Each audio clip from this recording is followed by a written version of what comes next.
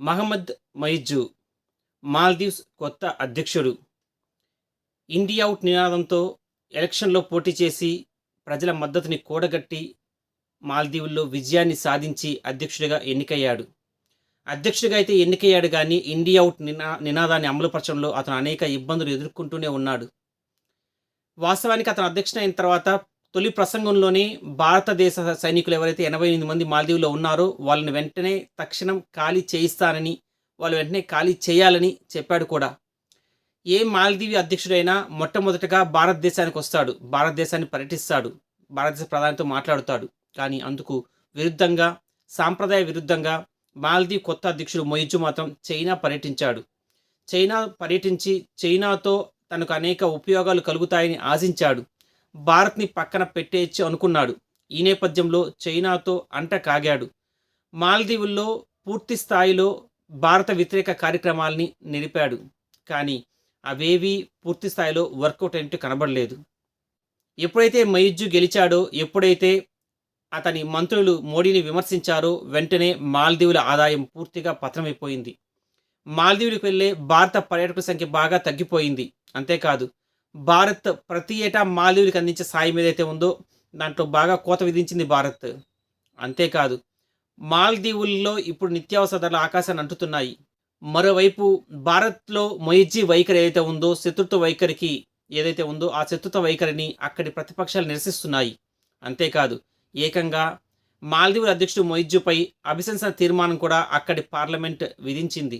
ఈ నేపథ్యంలో మొయిజ్జు ఇప్పుడు అనేక ఇబ్బందుల్లో ఉన్నాడు అనడంలో ఏ సందేహం లేదు.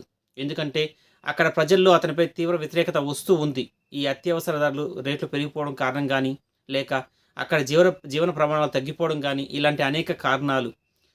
ఈ నేపథ్యంలో అక్కడి ప్రతిపక్షాలు అతన్ని ముట్టడించడం, అంతేకాక అధికార పక్షంలో సభ్యులు సైతం ప్రతిపక్షాలకు కాస్త సహాయంగాను, కాస్త అనుకూలంగాను ఉండడం, ఇలాంటి అనేక కారణాల నేపథ్యంలో మొయిజ్జు వైఖరిలో కాస్త మార్పు వచ్చినట్టు కనబడుతోంది. కాస్త అతను మెతకగా కూడా మాట్లాడుతున్నాడు.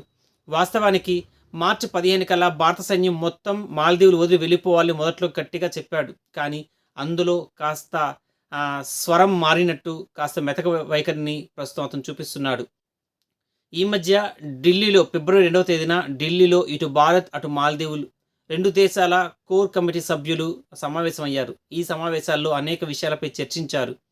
అంతేకాదు, ఈ సమావేశం అనంతరం మొయిజ్జు పార్లమెంట్లో మాట్లాడారు.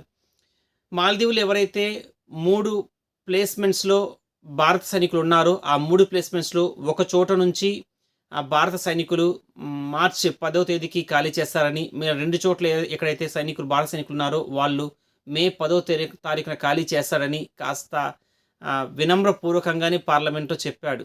అంతేకాదు, అతనైతే ఖాళీ చేస్తాడని చెప్పారు కానీ వాస్తవంగా అక్కడ జరిగింది వేరు. ఎందుకంటే భారత్ తన సైనికుల్ని ఖాళీ చేసేటప్పుడు అందుకు బదులుగా అక్కడ సైనికులు కాకుండా మాజీ సైనికులు కానీ, పారామిలిటరీ సిబ్బంది కానీ, లేక సివిల్ ఆపరేటర్స్ కానీ నియమిస్తానని చెప్పింది. అందుకు మాల్దీవుల నుంచి వచ్చిన కమిటీ సభ్యులు ఎవరైతే వాళ్ళు అంగీకరించారు. ఎందుకంటే వారికి కూడా ఇది తప్పని పరిస్థితి. భారత్ పూర్తిగా మాల్దీవులకు వ్యతిరేకంగా ఉంటే భారత్కి నష్టమే, కానీ మాల్దీవులకు కూడా ఎంతో కొంత నష్టం ఉంది. ఆ విషయాన్ని వాళ్ళు అంగీకరించక తప్పలేదు. ఈ నేపథ్యంలో మాల్దీవుల అధ్యక్షుడి యొక్క మాటల్లో కాస్త స్వరం మారినట్టు, అతను ముందంత గట్టిగా కాకుండా కాస్త మృదువుగా మాట్లాడుతున్నట్టు, కాస్త మెత్తబడినట్టు తెలుస్తోంది.